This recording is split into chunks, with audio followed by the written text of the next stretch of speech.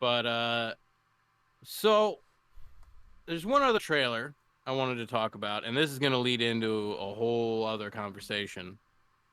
Um, so the fun thing about doing a weekly show is that a lot can happen in a week. And a lot can happen when your show is on a Wednesday, a lot can happen on a Thursday. And by the time you get to that Wednesday, everybody's already forgot about it. um, oh God, yes. Just the ones with French Stewart. Oh. Um, but so the trailer, the much anticipated, whether, and then when I say anticipated, I say people just wanted to know if it was going to be good or a piece of shit. Finally, the day finally arrived, and we got the Super Mario Brothers trailer for the animated movie with our good boy Chris Pratt doing the voice of Mario, which put a pin in that, so I'm going to come right back to that. But, Okay. but, uh-oh. Did we lose chat? I just hope you didn't lose. So if you can still hear me, that's good. I Maybe can.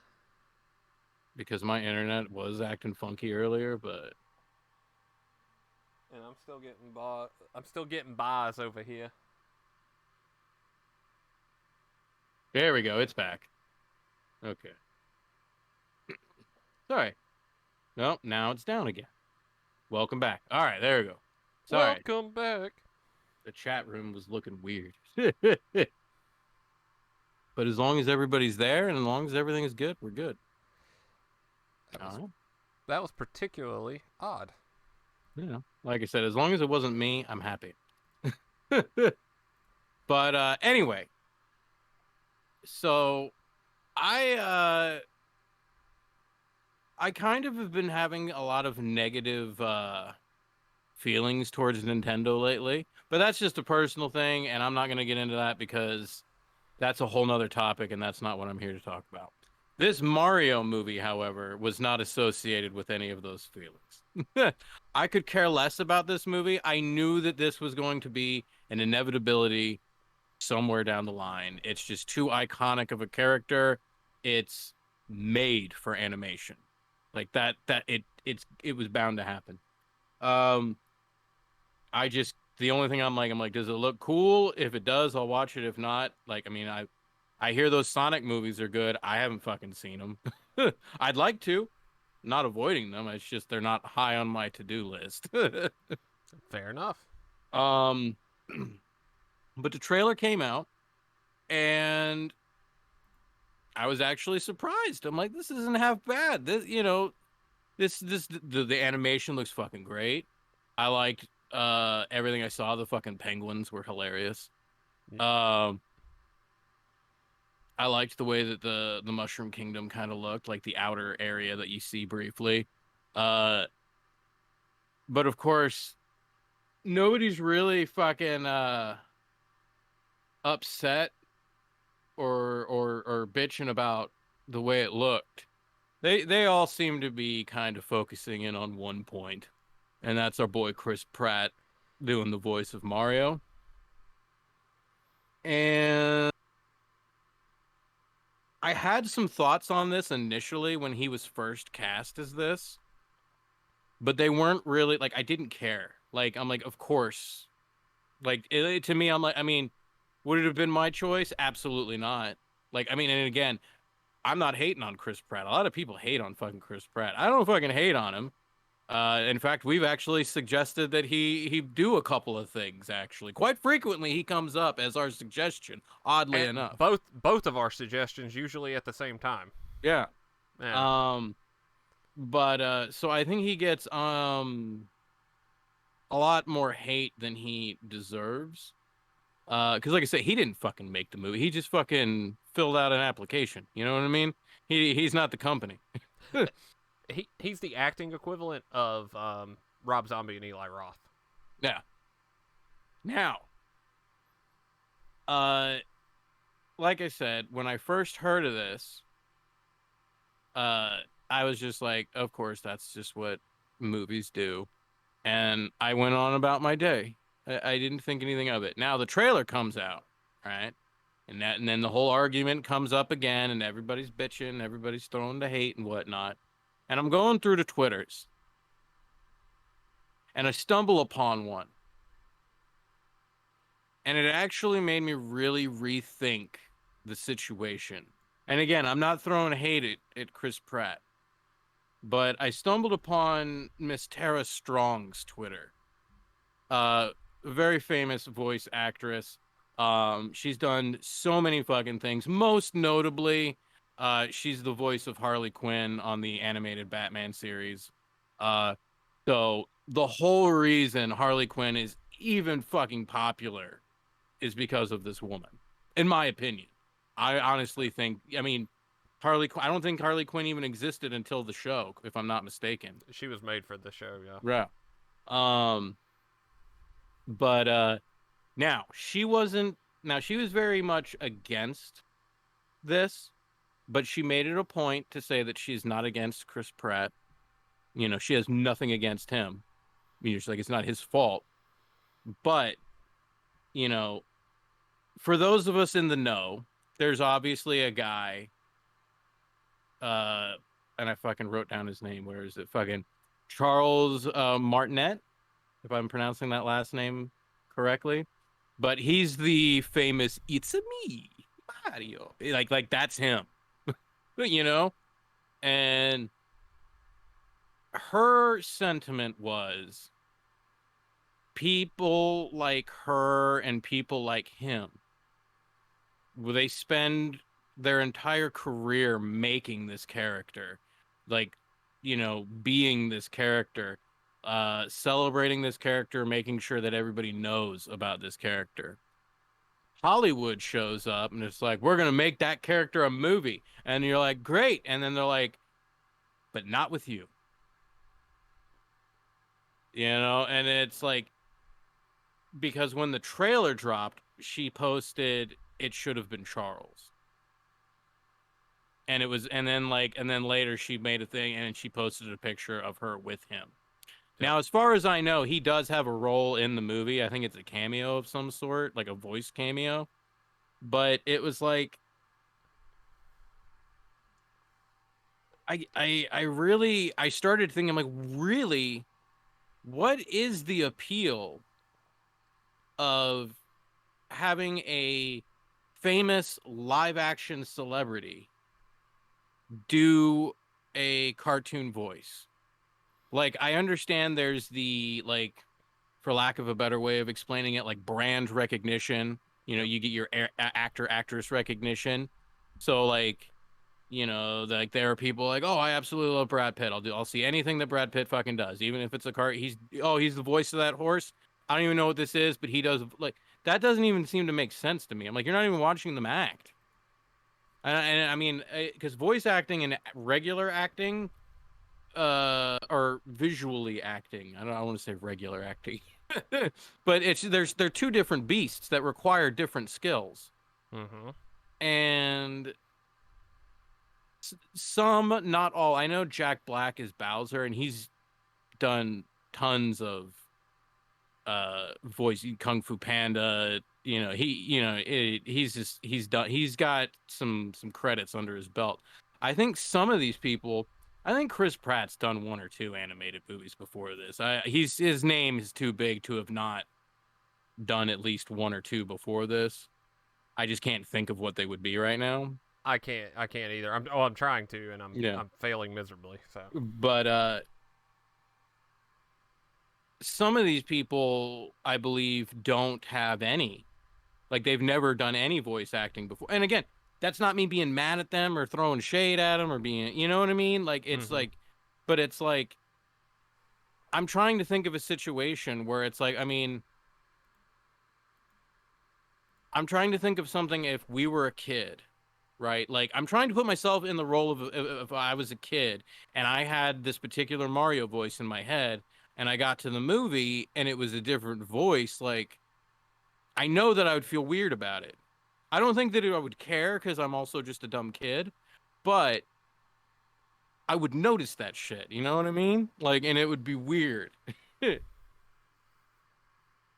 know, it's like because when you hear I'm trying to think of other video game movies that I went to that may have done something like that, but none of the video game movies were ever animated really. Like, I mean, I remember seeing the Mortal Kombat movies in the theater, but that's a whole other fucking thing. They are underrated gems. They are. I agree. So, I need Vox here for this because he knows the Metal Gear timeline of, and not the timeline of the game because nobody really knows that. The timeline of the shade throwing from voice actors. So, David Hayter was set out to be replaced as early as Metal Gear Solid 3 because they wanted Kurt Russell to play Big Boss, which would have been awesome. And David Hayter went on to complain in Metal Gear Solid 4 that they didn't let him voice Big Boss. Spoilers, I guess. Big Boss and Old Snake, even though I'm like, you would be talking to yourself, dude.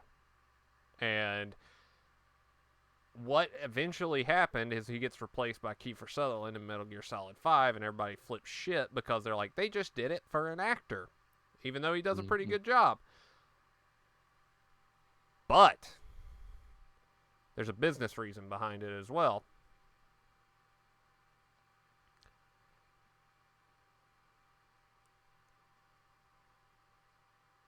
That's part of what I'm getting at. Yeah. It's expensive. So how many games has he done the voice for? To put him in a no, you were on the right track there. To get him into the game or get him into the movie, it would have cost a lot more. Then you have the other part of the movie-going audience who aren't gamers, but you know, they're going to take their kids to go see the movie. Well, who the fuck is Charles Martinet? Okay, well, it's a voice actor. It doesn't really open up the possibility, potentially, if they do other ones, because he is getting up there in age, too. But also, from a business standpoint, they would have to pay him a fuck ton to do that. I'm sure there's a reason they did it, and the reason is because he's the best Joker. But Mark Hamill reprised his role from the animated series as the Joker in The Killing Joke, and it was awesome. He did a fantastic job with it. I do remember that. Yeah. And he doesn't. He also does the voice in the Arkham games too, right? Yeah, and they probably got around him doing the voice because it's a different Joker and they can charge different price. Yeah, because business mind. But that's reason one, probably, is just because from a money standpoint, they could hire Chris Pratt cheaper. And that is crazy to think. Really? Because I was just about to say, I would think that it would be cheaper to go with Charles, unless Chris Pratt would just have his standard, like, this is what it costs to hire me. Charles, however, knows that character in and out, not only just as a character, but its financial worth. Yeah. So he knows what it's worth.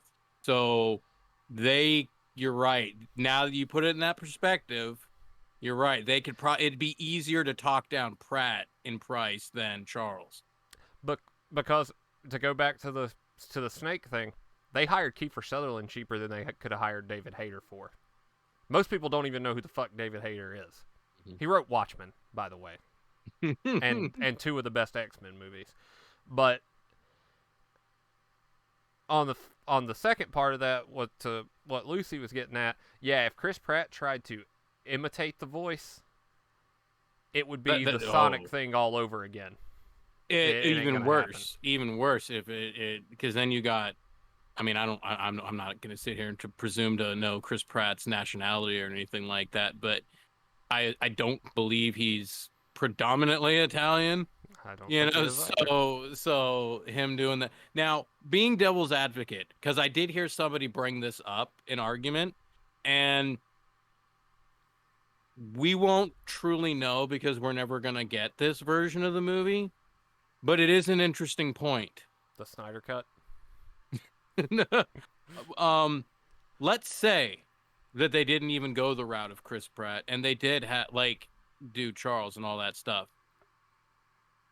Do you think you could take at minimum an hour and 20. It's a me, like, you know, just go. That was my third point. Right, like maybe they're biting it in the end because ultimately they already know something that we don't. Think about it like this, because I'm assuming he's going to have more dialogue than, you know, snappy one-liners like he had in Sunshine or whatever. Right. If he is going to have actual dialogue, the inflection on his voice, I'm sure he could do it, but it's going to slip, and it's going to take a lot of recording time. Also, to your point, that's going to be, no offense to the man, he's a legend, but that's going to be fucking annoying in a movie setting. Mm-hmm. Because, I mean, even in, yeah, I was just going to say, that's what I was saying, because anytime, because I'm thinking back to, what was it? It was Bob Hoskins, right? That did the Mario. Yeah. So I'm thinking him. I'm thinking, hold on, I need a moment. I always get emotional when I think about the legend Captain Lou. Love me some Captain Lou. Even when he was Mario, any live action Mario, the Italian is present, but they lean heavier into the New York. It's safer. It is. The game and animated, well, the animated they match with Lou and all that stuff, so that's out of the thing. But the game and stuff, they can lean heavier into the Italian. It's fine because it's a made up character. It doesn't matter. But that's exactly Chris. Yeah, he didn't lean as heavy into it as say like Lou or somebody, but you could hear the New York in it just a tad. It's a safe bet. I mean, when they play the movie in Italy, I guarantee you it's going to be dubbed. So they're going to have the full experience over there. Yeah. But I mean, even from kind of what I watched the trailer, I didn't really digest it, but what I heard, it wasn't the most exciting Mario voice, but guess what? You're going to be able to tolerate it for an hour and a half. You're probably not going to have an issue understanding something, because let's not forget, Ian, what is the most commonly misconstrued thing that is said in Super Mario 64? I'm assuming you're referring to the Bowser line. Yes. Yes. I am referring to that, because even as a kid, I was like, did Excuse me? Is this a kid's game? That seems a little... They're really getting into the storyline here, and Mario was kind of a piece of shit, I guess. So, you know, like, I think it's a safer bet. It's a safer bet to have an accent that you can fully understand and that the audience will be able to understand. Because if we wanted the Mario voice when we went out to the movie, we would probably just boot up the game. Yeah. And that's the fine line you're getting with video game movies now. Go over to HBO, who's doing The Last of Us for whatever reason, because it was already a movie, just with interaction. That's the thing. It's like I wish people would stop bitching about all that voice stuff, just because like I really need this movie. Regardless if I care about this movie or not, that's not the point. I need this movie to be a win. I need The Last of Us to be a win, even though like I will reluctantly watch it. Like I'm putting aside personal opinion because I really do feel that there's an endless well of content in video games that would be great on the big screen. And you know what? Like, I'm like, it's not surprising that they would, you know, pick The Last of Us, but so like I'll leave that one alone. I'm not gonna bitch about it. I need that to be good, and I need the Mario movie to be good because, like I said, there is absolutely you can do all those Lord of the Rings movies, you can't tell me we can't have an awesome Zelda fucking movie. Uh, I want more than anything, as long as done right, as done right. Uh, Metroid would make an excellent sci-fi horror movie. Legend of Zelda as a TV show Yeah. because of all the timelines. Boom, easy money. Metroid, Jesus Christ, it's a horror space game. Everybody loves horror space. Dead Space. Fuck. Well, they already fucked up Resident Evil, but House of the Dead. Nope, they fucked up House of the Dead too. Wow. Okay, I'm starting to get sad over here again.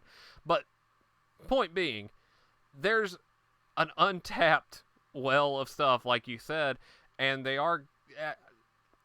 I'm gonna nitpick the Last of Us real quick because Naughty Dog has gotten drugged through the mud after the Last of Us 2 ordeal, and I'm not going to get into that. Everybody's opinions are of what they are.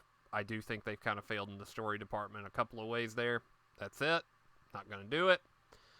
But they're remaking the game again using the engine from the second one, which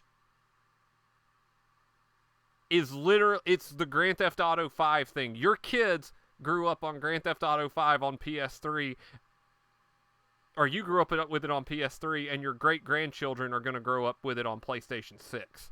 So, like, there's other stuff that you could be doing, like not fucking up the Uncharted movie when you should have made it with Bruce Campbell and Jeffrey Donovan from Burn Notice, because Burn Notice was basically Uncharted with spies and called it a day 15 years ago. I will never forget. I'm not throwing hate at Mark Wahlberg. Oh my god! But I will never forgive them for casting him as Sully. Sully deserved better than Wahlberg. All right, and I'm not talking shit, but we can do better than Wahlberg. All right, Sully was my favorite part of the whole goddamn game. All right, Bruce. He actually in the game looked like J.K. Simmons with a mustache. So give me the Spider-Man guy or give me Bruce Campbell, and I'm all for it. Mm-hmm. I just don't see at this point where we've already talked about Marvel oversaturating the market 1,000 times, and it's starting to pick up steam again because of recent events where everybody's like they are kind of oversaturating it. Where you have all of this stuff that could be made well. They fucked up Resident Evil again, apparently. I still haven't watched Welcome to Raccoon City, but at least I've heard they tried. So I'll give them an A for effort and an F for fucking it up. And you have those games. Silent Hill. Revisit Silent Hill. Revisit what's the one that came out of Japan? Siren. Oh yeah. Fatal Frame. Fatal Well, Frame. Yes. we can't do Clock Tower, but we can do Clock Tower 2 because Clock Tower 1 is just the movie Phenomena in a video game form. A lot of people don't know that. There you go. It's based pretty much fully off of Phenomena, right down to the Scissor Man. Give us something else, and not keep revisiting the same well that you've already, shit in 1,000 times because you're just going to keep getting poopy water out. That's my official term for what they're doing, is poopy water.